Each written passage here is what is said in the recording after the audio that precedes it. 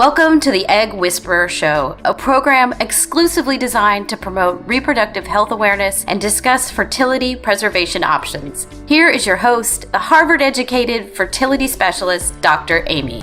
She's known as the Egg Whisperer. Fertility expert Dr. Amy Abazadeh. And you have yet another success story Just launched by an East Bay fertility doctor.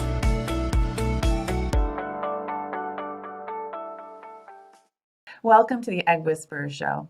I could not be more excited to have Tracy Weiss, Executive Director of the Chick Mission, on with us today. Hi, Tracy. Hi, thank you for having me. I'm so happy to be here. I mean, just chatting with you before we started recording today, I can just see the most amazing things that you guys are going to be doing for cancer patients. So thank you for bringing your energy and your spark, literally, that spark into our lives here today on the show. Thank you. So I want to just share a little bit about yourself and then reading your bio and then have you also tell us more. So you're a cancer survivor diagnosed with cervical cancer at age 30. Your insurance company denied your claim to preserve your fertility, describing it as an elective procedure. Tracy partnered with Amanda, and we had Amanda on part one. You guys have already heard that show, to start the Chick Mission to help other women facing the same challenges. And you both beat cancer and decided to create the Chick Mission. So just tell us more about you and what led you to the Chick Mission. Absolutely. I have always been someone who hates the word no. I'm sure both of my parents would sit right here and tell you that I was a kid who hated the word no, and I'm an adult who hates the word no. I'm originally from the Midwest. I moved to Manhattan with no job, knowing nobody, and going after a kind of a career in media. I achieved most of those goals, and when I was told that I had cancer, I kind of couldn't believe it. I was in a very weird situation where I was having some kind of physical symptoms.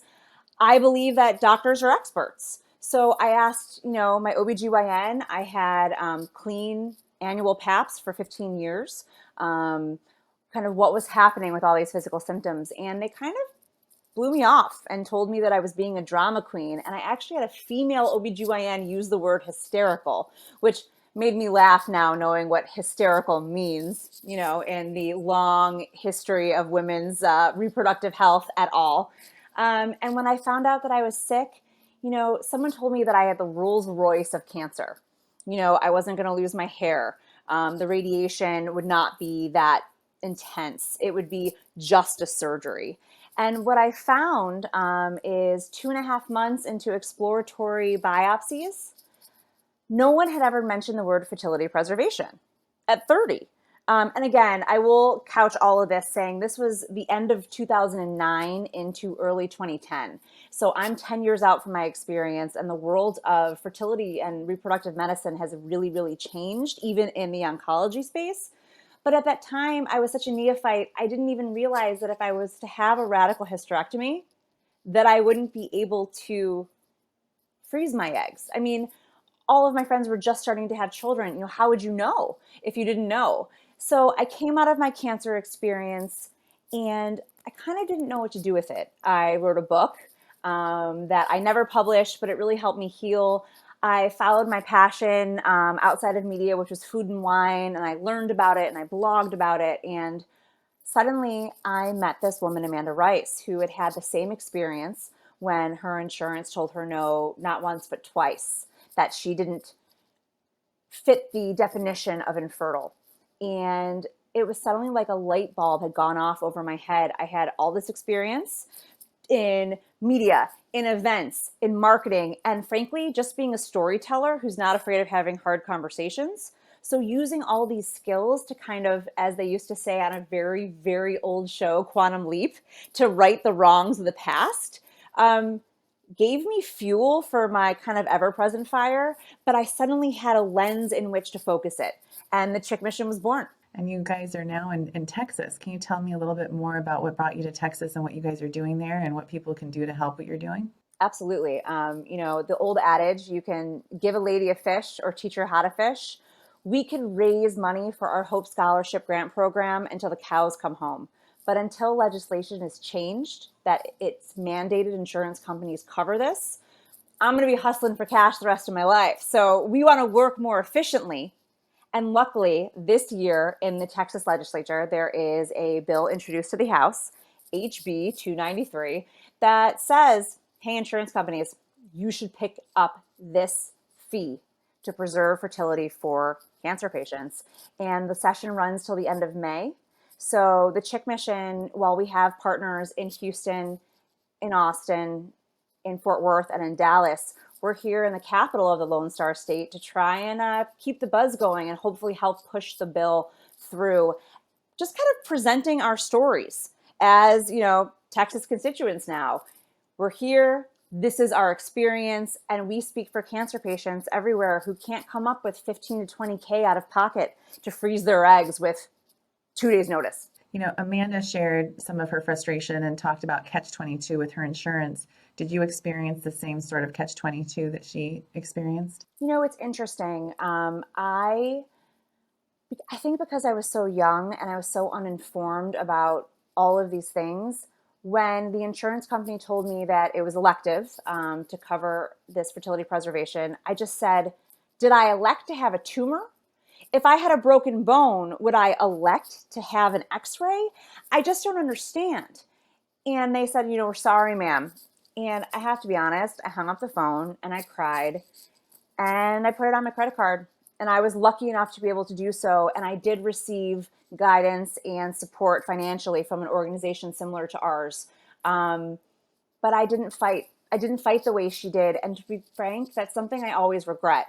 I appealed, I sent letters, I called once in a while, but I kind of let it eat at me, which is why I don't want any other woman who's sitting in that waiting room, whose insurance says, sorry, try again. I don't want them to live with it for years the way I did. And I love how the Chick Mission focuses on 3 different areas for patients, and it just happens to also spell out the hormone, follicle stimulating hormone, which is really, really important for people to have checked at the beginning of their fertility journey. And that is your areas for patients are preserve fertility, preserve sanity, and preserve hope. And can you just tell me a little bit more about that mission that you guys have? Absolutely. I mean, obviously the most kind of top of mind thing when you're diagnosed with cancer, you want to live. You want to save your own life. But part of saving the quality of your life on the other side is preserving your fertility, as we've spoken about. Hope, kind of, we're going FSH. Sanity, I have to tell you, when you're diagnosed with cancer and you're under, I'm going to say 45, which I'm not trying to offend anyone. I'm approaching 45 myself. But you feel like an alien. You feel like you're crazy, like you're losing your sanity because you don't necessarily know anyone who looks like you, who's your age with this disease. And the only way you can save your sanity is to find a place to channel it. So on our Chick Mission website, it's a place where you can contact your state representative, potentially meet other people in the community like yourself, and kind of throw yourself into this role of cancer patient that you never wanted to be, a club no one wants to join, but kind of do it your way. And hope is exactly what it sounds like. It's once you save your life, you're going to live the kind of life you've always wanted. You're going to have biological kids. You're going to have a community of women who understand your plight and your experience. And, frankly, for all of us, no one goes through life without knowing someone touched by cancer, and no one goes through life knowing someone who hasn't been touched with infertility. And you can put all those things forward. And by the way, I'm not a glass half full kind of girl. I'm sarcastic. I'm a New Yorker. I wear black. But there's something hopeful in safety in numbers and joining your fellow sisters and making the world better for those who come after you. Amen to that. I love everything you guys stand for and everything that you're doing for people around you. Looking forward to you guys taking on all states and getting this to be covered everywhere. So what can someone do today that's living in Texas? Well, that's kind of the most important thing. If you are a cancer survivor and you live in the state of Texas, I want you to email me. If it doesn't come up on the screen when I talk about this, it's tracy.weiss@thechickmission.org. I want to find a way that, in your words, that makes you comfortable, you can share your cancer survivor story with your home representative and your home senator. If you're a rank and file human being who wants to do your civic duty, you can visit our website, www.thechickmission.org, and send a very brief letter that's already loaded in. You can kind of add your own touches, but I wrote it for you. And you can send it directly to your rep saying, I want this legislation to cover fertility preservation to be real. And truthfully, if everyone we know in Texas, everything's bigger in Texas, including our networks, if everyone sends a letter to their rep, to their state senator, they have to listen and it has to pass. Yeah, I agree. And what is your next move after Texas? Is there another state in your future that you're going to target to hopefully make these changes there? You know, we do a lot of research about, where the next place is to focus on. We have some ideas, nothing specific. Obviously, the dream is a federal law that kind of takes control of allowing cancer patients to kind of help themselves, to not end up further in debt for following their dreams. And we're finding more and more women are being diagnosed in their early 20s. They're coming right out of college debt up the, words I shouldn't say. And then suddenly they're going to go into even more debt with, their treatment and fertility preservation. And we're just creating a system where women can't dig out. So if you look at the numbers, which I'm sure Amanda told you, she's the number girl and I'm in charge of the words, but it's such a small percentage of women who need this assistance. And it's smarter to pay for it up front than trying on the back end to get women pregnant post chemo, post radiation, post long-term drug therapy. And in my case, surgery, where not only is it not possible for me, I would need to find a gestational carrier, which is expensive. Well, thank you for sharing just so much of yourself as well, sharing your personal story with everyone. And maybe one day we will read the book. Right now it's called It's Not Like You Climbed Everest or Anything, which is what my boss told me when I told him I was leaving my media career to write the cancer memoir. And, at the end of all of this, we appreciate what you're doing with this weekly moment to reflect on fertility in all of its walks, because the more conversation we have about IVF, about fertility preservation, the less stigmatized it'll be and the more part of every day. And we appreciate that from the Chick Mission and all of our volunteers and our survivors. Yeah, thank you. And I love you're definitely a words person. I mean, FSH, fertility, sanity, hope. I mean, that should be like a t-shirt, on a purse, on a bag, everywhere. I've already trademarked it since we spoke about it. You're the best. Well, thank you, Tracy, for your time today. Thank you for everything that you're doing. Thank you for having us.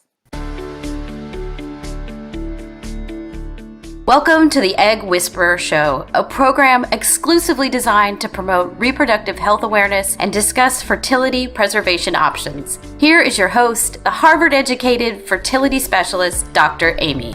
She's known as the Egg Whisperer. Fertility expert Dr. Amy Abazadeh. And you have yet another success story Just launched by an East Bay fertility doctor.